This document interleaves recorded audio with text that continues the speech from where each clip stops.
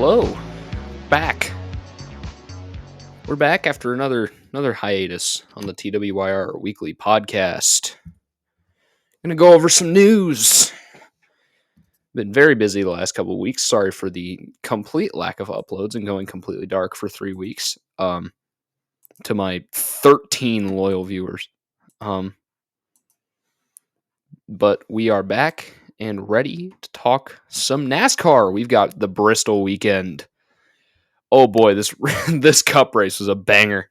It was won by Denny Hamlin, who sadly retired the "I beat your favorite driver" bit from last year. He said that on a show like before the season started, but he wins. They had a lot of tire issues. There were quite a few tire issues.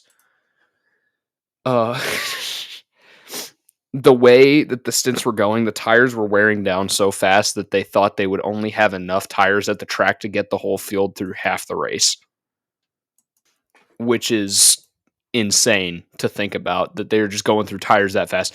If you look at the top of the track, the high line, I'll put up a picture for the YouTube viewers. It was covered in marbles. It was just covered in chunks of rubber, and like there are photos of the tires that came off these cars and they're just shredded and blistered, and some of them are like tan in some places, just worn all the way down. It was nuts, but we had the most lead changes at a non-super speedway track ever. We had 54 lead changes with a very entertaining intermediate track package on a short track, which is really good. Rick Ware Racing. Oh boy, I did not expect Kaz Gralla and Justin Haley to do this well for Rick Ware Racing. Both in the top 20, both ran in the top 10 for a majority of the race, just got screwed over by pit strategy at the end. But holy cow, Rick Ware's they've got more money behind him after losing Biohaven because of Cody Ware's just complete lack of disrespect for women. Except for two-dimensional women, but that's jokes aside. They've got back on their feet after a strange 2023 with Justin Haley and Kaz Gralla. Gralla will drive the full season, I think, across the 15 car and the 36 front row car. He'll drive most of the season for sure. Cody Ware will be in that car for 10 races. I don't know what those races will be yet, but we'll just have to wait and see. We've got COTA this weekend. We've got 39 cars. Going to come back to that in a little bit. Truck race, not much really happening, which for a truck race is really interesting. We had a few just random entries. We had the 21. I don't even know what team runs that truck, the 21 truck, but it was driven by Mason Maggio, or as some guy on Twisted Toe. I forget which guy on Twisted Toe said this, but he called him Mason Magoo. But we had Maggio, Justin Carroll in his dad's team's truck. We had Trey Hutchins in his own truck, and we were only at like 36 trucks. So truck entry list is really fallen off this year. Floridian Motorsports is who Mason Magoo drove for. So that was the 21 truck. We had multiple spins by Keith McGee. That's really all that had to be said about the back half of the field, but we all looked at the front because Christian Eckes had a really good battle with Kyle Busch through the end. Lap traffic came into the picture, but either way, Eckes was able to pull away with the win, and Bill McAnally got his first win of the season with the Napa number 19. Moving on, we had a very, very, very entertaining 12 Hours of Sebring. If you did not watch it, go watch the highlights on YouTube right now. Just look up 12 Hours of Sebring highlights 2024. Absolute dream of a race to watch. GTP, the new formula, is proving ultra competitive. We had 8 out of the 11 GTP entries lead a lap. And the one that led, the most important one at the end, was the number 40 WTR Andretti Acura ARX-06. They won. Louis Delatrez, Jordan Taylor, and I don't remember the third driver of that car. I'm having a brain fade. That's what I get for recording this at 10 at night. We had it was Louis Delatrez, Jordan Taylor, and Colton Herta. Okay, so Colton Herta was the third driver there. Delatrez and Taylor for the full season. Herta's their endurance driver. Moving on to not yet. Cadillac was looking real set to dominate again with the 0-1 and the 31 running 1-2, and then Pippo Durrani tries going around a GTD Ferrari, clips the left front, and goes sailing off into the tire barrier and goes over the tire barrier. And some of the campers got some free barrier tires from the track. Just sent like this giant chunk of tires into the camper section. But Pippo Durrani did walk away, and we were left with a very scary but a very entertaining to watch rollover. It's another one at Sebring, and it's like the second one at Sebring in the last 3 years because Jose Maria Lopez had a really weird accident back in 2022. Era Motorsports, oh my word, they won Daytona, and now they've backed it up with a win at Sebring. And boy, do they have a lineup. They have Ryan Dial, Dwight Merriman, and Connor Zilisch, who just won the pole for the NASCAR truck race at COTA. I will cover that next week by setting a lap record on his first attempt. Oh my word, this dude is the real deal.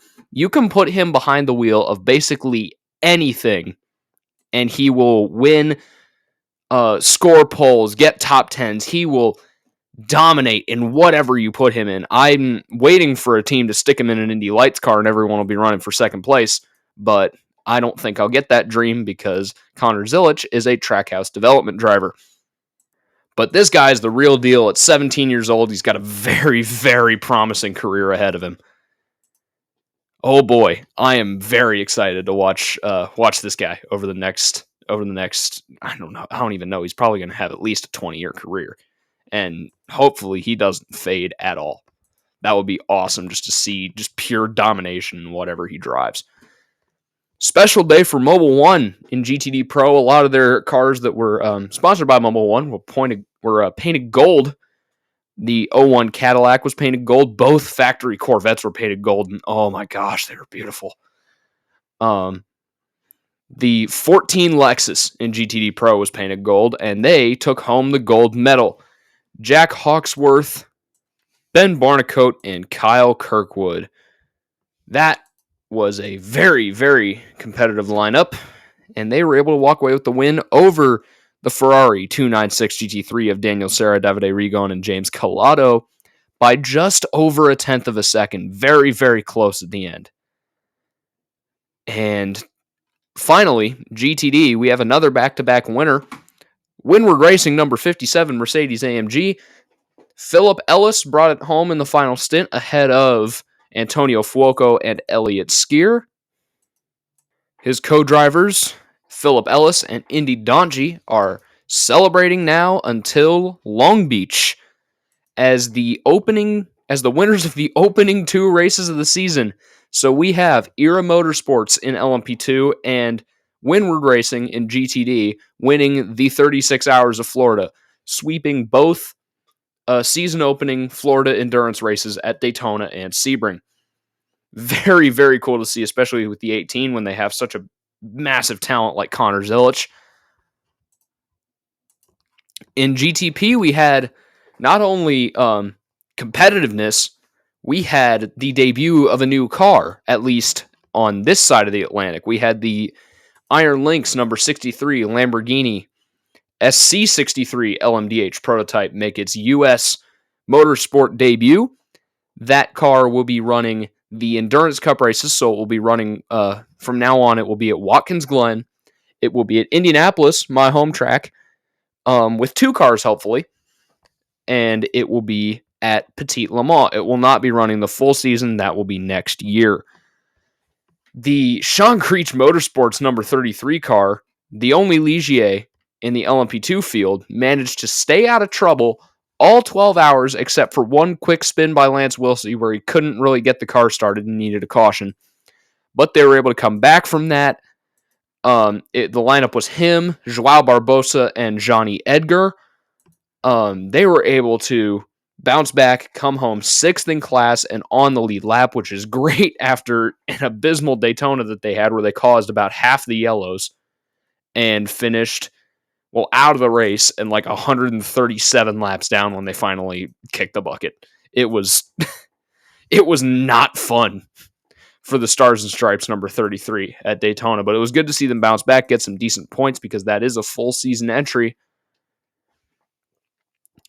So it's looking good so far for the only Ligier running in competitive racing, competitive LMP2 racing anywhere in the world right now, which is insane to think about considering it. Like even Le Mans in 2020, you had the field was mostly Oricas at that point, but you still had the one Dallara, the Cetilar Dallara. You were supposed to have a second Dallara for Carlin.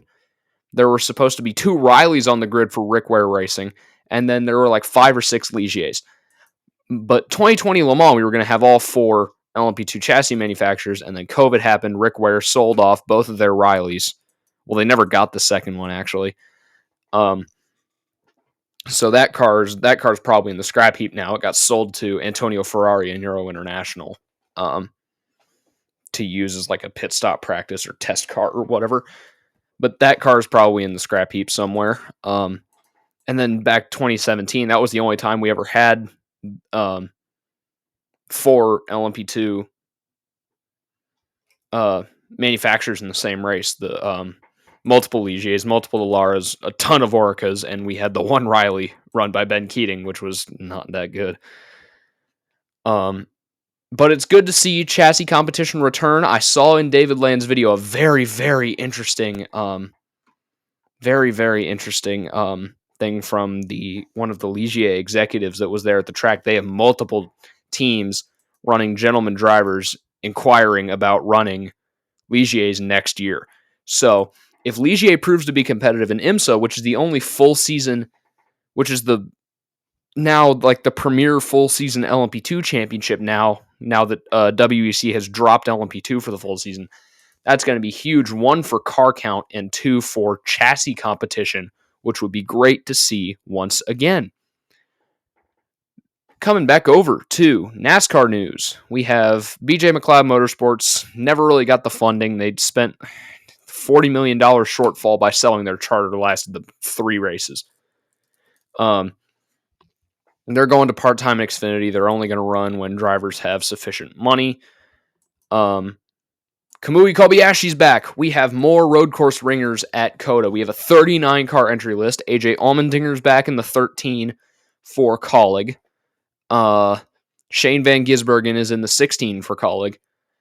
Kamui Kobayashi is now in the 50 car for 2311 Racing. It is the money team's car, I believe. Well, it's not because it's a Toyota, but it is the money team's number. But it's just because it's the Mobil 1 car. So I don't know if the money team is like dead and they're like, hey, yeah, just have our number.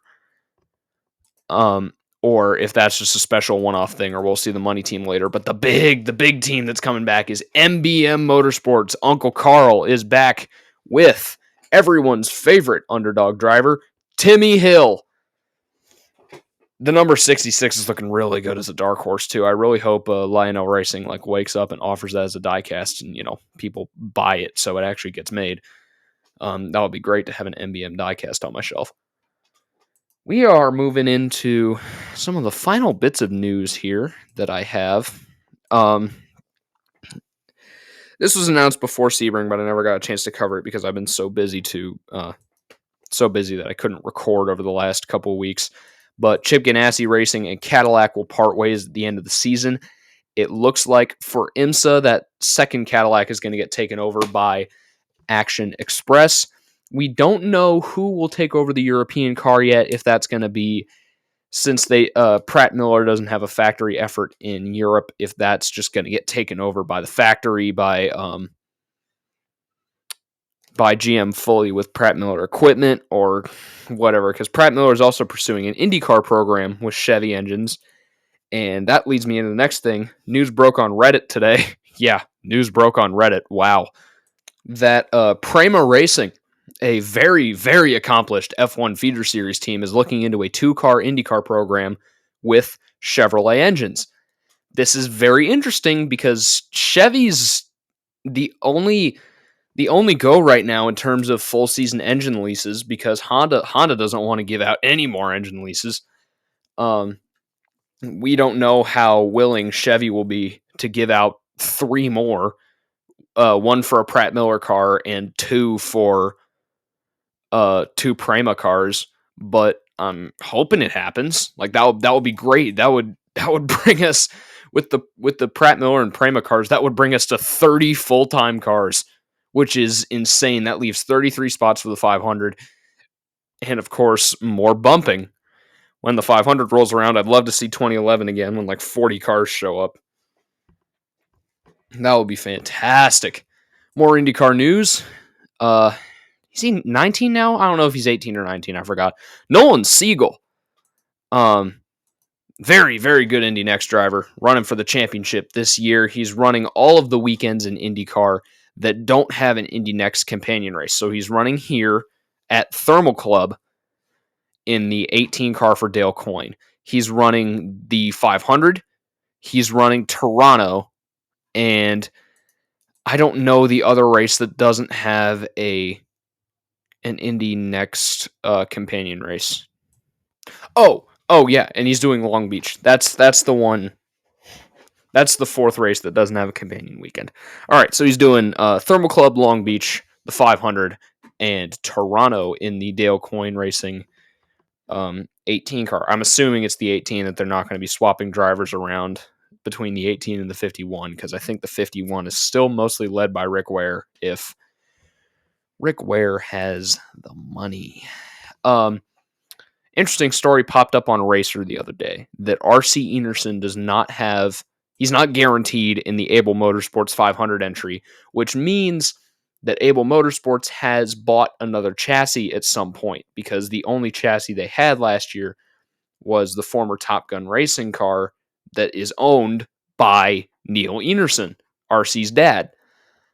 So I'm guessing they bought another at some point. From what I hear, it's fresh from Dallara, and not bought from another team. So it's a completely fresh car.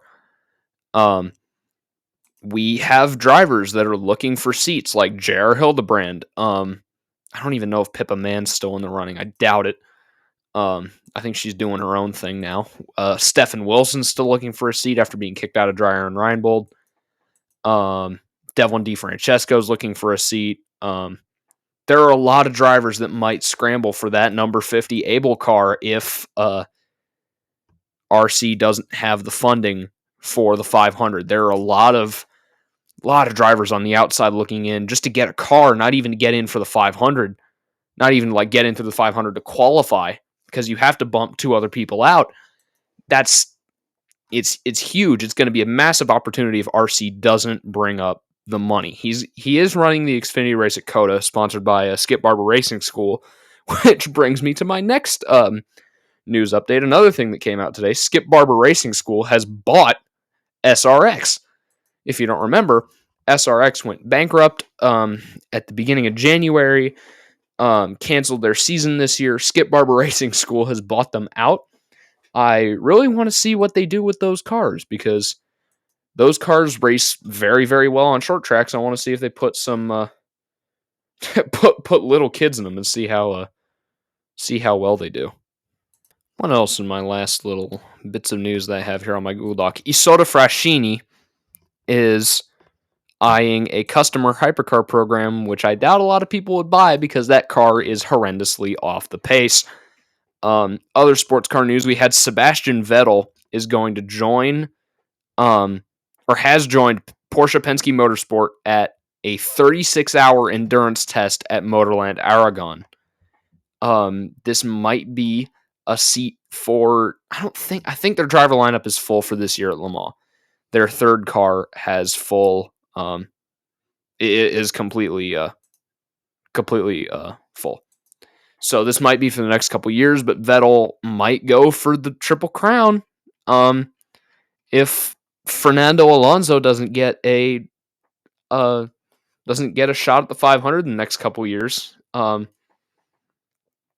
if they move to spec engines, if IndyCar moves to spec engines like a lot of people want them to and what Honda wants them to, 3 words that will save IndyCar: spec Ilmor engines, because Ilmor knows how to build spec engines. If Fernando doesn't get a shot at the 500, the 2 big contenders for the Motorsports Triple Crown right now to join Graham Hill in that very exclusive club are Sebastian Vettel and Juan Pablo Montoya. Montoya only needs Le Mans. Vettel needs Le Mans and Indy, but if he's with Porsche, he can tick Le Mans off his checklist real quick, because Porsche is proving mighty quick in WC and IMSA this year. That's the Rolex 24 winning car, the Porsche 963. In more obscure news, NASCAR has acquired Bowman Gray Stadium. I have no clue where this is going to go, but NASCAR has bought Bowman Gray Stadium. A lot of people are saying, move the Clash there. It's a very narrow track. It's built around a football stadium. I've been to track and field tracks that are built around football fields. They are small and they are not wide. Bowman Gray is not wide. You could host a 20 odd car late model race, but they're a NASCAR Cup race. That's going to be real tight. I mean, the Clash, you've cut it down. You're going to have to cut the Clash down even more. You've got to cut it down to 30 cars, or not 30 cars, 20 cars. But to fit into Bowman Gray Stadium, and Bowman Gray Stadium only has 50,000 seats. Not 50,000 seats. What am I talking about? I am recording this at 10 p.m. is not doing wonders for me. Bowman Gray Stadium seats 17,500 people. That's the correct number, not 50K. I don't even think Nashville Superspeedway seats that much, but might move the Clash there. LA Coliseum's deal is up. We don't know if that experiment's failed in the eyes of NASCAR yet, or I don't know. It's going to be hard to tell. But I believe that's going to do it for this week's edition of the TWIR Weekly Podcast. I will be back next week. There will be a video Wednesday after, Thermal Club and COTA and a couple other races this week, but still, I will be back on Wednesday to talk about this week's action. Make sure to like the video if you enjoyed listening. Subscribe to the channel. We are getting very close to 300 subs. Well, not really, but got to keep the numbers going up, guys. I'm going to post shorts again just to farm subscribers. Like the video, subscribe, share the video with your friends. I am co-hosting a show called Cars and Coffee on my school's radio station now. I will leave a link to the website down below. I won't be on this week or next week, because next week is spring break for me.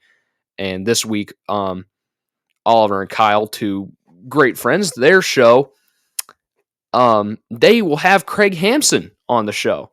So if you follow me on Twitter, which I will also leave a link to, I will post a link when their show with Craig Hampson goes live, and I will post another link to the full interview once it gets published to the station's website. So look out for that. Follow my Twitter, like the video, subscribe. Catch me on any of my other socials that I might link down in the description. Join some Discord servers to interact with the community, and I will see you in next week's podcast. Have a wonderful rest of your week, and I will see you again on Wednesday, I believe.